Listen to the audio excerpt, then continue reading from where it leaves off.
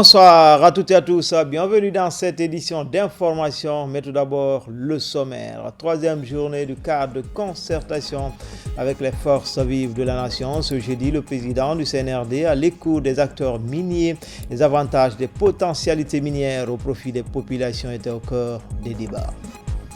En cette période d'exception, l'assurance et la sécurité des investisseurs ainsi que l'impact des activités minières sur le quotidien de la population est une préoccupation majeure des nouvelles autorités du pays, d'où de nouvelles orientations. Suite à la prise du pouvoir par le CNRD, j'ai tenu à rencontrer en ces jours tous les acteurs du secteur minier.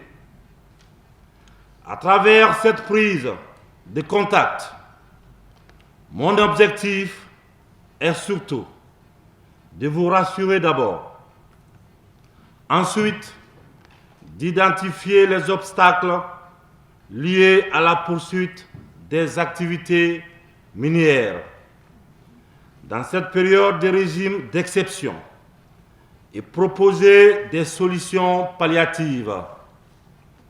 À cet effet, je voudrais du haut de cette tribune réaffirmer de façon solennelle l'engagement du peuple de Guinée, du Comité national du rassemblement et du développement et de moi-même à ne ménager aucun effort quant à la protection et à la sécurité des investisseurs étrangers en Guinée. Tout en vous rappelant que ces ressources sont non renouvelables. Je voudrais vous inviter au respect strict des obligations légales et contractuelles. Le Comité national du rassemblement et du développement et le secteur minier ont une communauté d'intérêts. La préservation de ces intérêts nécessite le renforcement des équilibres et le maintien du dialogue. C'est pourquoi la Guinée restera toujours attachée au respect des normes et principes de transparence et de bonne gouvernance prônés par l'initiative pour la transparence dans les industries extractives. Entre autres, dans cette dynamique, une attention particulière sera accordée au respect du contenu local. Aucune entreprise avec les intérêts étrangers ne pourrait être désignée pour faire la construction et la maintenance des routes non goudronnées et des bases vies, sauf s'il y a un contact d'incapacité des entreprises locales. Cette mesure concerne aussi le transport des minerais, notamment par voie terrestre et pour le transport des travailleurs. Il convient aussi d'accorder la priorité aux nationaux et dans tous les concours de recrutement aux différents postes, y compris les cadres des directions, en particulier pour les ressources humaines, le développement communautaire, la communication et les relations extérieures. En ce qui concerne les directeurs généraux et sièges sociaux de leur société, ceux-ci doivent être basés en Guinée. Le respect scrupuleux des normes environnementales et sociales par les compagnies est impératif. Nous y verrons particulièrement. Dans le même ordre d'idées, j'interpelle les employeurs à tous les niveaux d'accorder une attention particulière aux obligations de santé, de sécurité et de protection sociale. Aussi, la participation non contributive de l'État dans les sociétés en phase de production et celles en phase de développement doit être assurée. une ouverture suffisante pour les contributions à des coûts historiques ou basées sur le marché doit être envisagée. De même, toutes les transactions commerciales et financières, y compris entre maisons mères et filiales, doivent être portées préalablement à la connaissance de l'État. Et les dispositions fiscales, conventionnelles ou de droit commun pourraient être applicables. Je voudrais rappeler l'importance du Fonds de développement économique local, FODEL, et du Fonds national de développement local, FNDL, en tant qu'outil de financement des communautés locales impactées par les activités minières. Des dispositions spécifiques seront prises pour l'utilisation efficiente et transparente de ces fonds en faveur des communautés. La Guinée a longuement souffert de la malédiction des ressources. Le pays dispose d'un potentiel minier incontesté.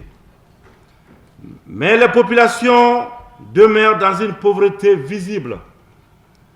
Nous devons travailler ensemble pour que cette malédiction se transforme en opportunité d'amélioration des conditions de vie des populations. Pour cela, la transformation des matières premières et la diversification des activités minières, telles qu'envisagées dans la plupart de vos conventions, deviennent impératives.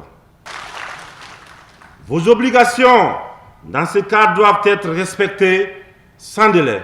Si les investissements réalisés dans le secteur des mines ont été principalement dans la bauxite et l'or ces dernières années, nous devons mettre tout en œuvre pour favoriser la production d'autres minéraux, dont le fer. Si nous pouvons nous satisfaire de l'accroissement du volume de la production de bauxite, les retombées sur l'économie guinéenne ne sont pas encore pleinement satisfaisantes. Nous devons donc accélérer la deuxième phase de la chaîne de valeur, c'est-à-dire la transformation de la bauxite en alumine et ensuite en aluminium dans le pays. Dans la logique des équilibres des droits et devoirs de chacun et de tous, nous ne transigirons pas sur certains points tels que l'existence de transparence dans les relations État-opérateur, le respect des obligations contenues dans les conventions, la fiscalité, la redistribution des richesses à travers notamment les différents régimes de contribution, la préservation de l'environnement et la responsabilité vis-à-vis des générations futures, l'intensification de la recherche scientifique et de la projection géologique. Il est temps que le secteur minier joue son rôle de levier d'entraînement pour les autres secteurs de l'économie nationale, à savoir l'agriculture, l'élevage, la pêche, l'industrie manufacturière, l'infrastructure, etc. Enfin, il convient de renforcer le partenariat gagnant-gagnant afin que chacune des deux parties puisse bénéficier des retombées de l'activité minière. Pour terminer, je voudrais, au nom du peuple de Guinée, du Comité national pour le rassemblement et le développement, et à mon nom propre, vous remercier d'avoir répondu à l'appel. Nous attendons vos propositions et suggestions relatives à la réussite de la transition. Le CNRD compte entièrement sur vous. Que le bon Dieu bénisse la Guinée et les Guinéens. Je vous remercie. Le secteur minier guinéen avec 18% du PIB, fait face à de nombreux obstacles, précisent les acteurs devant les membres du CNRD. C'est la première fois que tu vois un coup d'État et que le lendemain, on a toute la vie est normale et qu'on n'a jamais senti. Moi, j'étais à l'hôtel Rivière l'autre jour où c'est passé. Déjà, je ne me suis jamais senti en danger. Ce qui va se décider dans cette transition va aussi bien impacter les investissements actuels que les investissements futurs de la Guinée. Et donc, je rejoins vraiment le terme rassemblement et le terme transition apaisée.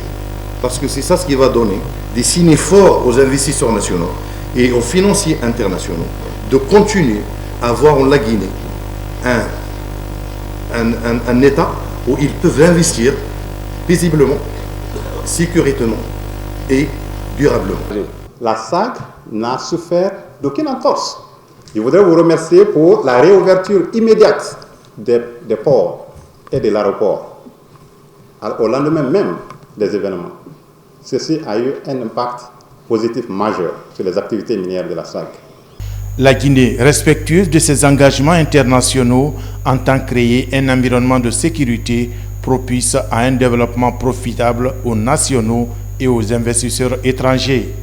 Je vais juste répondre à la question de M. Magasuba de la SEG, qui a posé le problème de visa pour ses connexions. Je crois que ce problème a été réglé par le CNRD. Il y a juste une plateforme sur laquelle il faut partir pour que vos connexions aient le visa le plus rapidement que possible. Pour des soucis d'efficacité, on va faire que ce travail soit sous une coordination, que ce ne soit pas des mémos individuels qui vont nous parvenir et qui vont être finalement difficiles à gérer. Sous le leadership de M. le secrétaire général, il saura bien organiser ce travail pour que ce soit un travail de couleur, c'est-à-dire un travail qui est fait par une entité spécifique, pour éviter que ce soit des mémos individuels qui vont nous parvenir et qui vont être finalement difficiles à gérer. Vous constatez déjà la satisfaction de M. le Président par rapport à l'importance que vous avez accordée à cette rencontre. Et sur ce, nous, autour de lui, vous pouvez entièrement compter sur nous par rapport au relais de vos messages qui vont lui parvenir à l'État. Le sang, n'hésitez pas, quelle que soit l'heure, quelles que soient les circonstances, ce téléphone il sera fonctionnel et à votre écoute.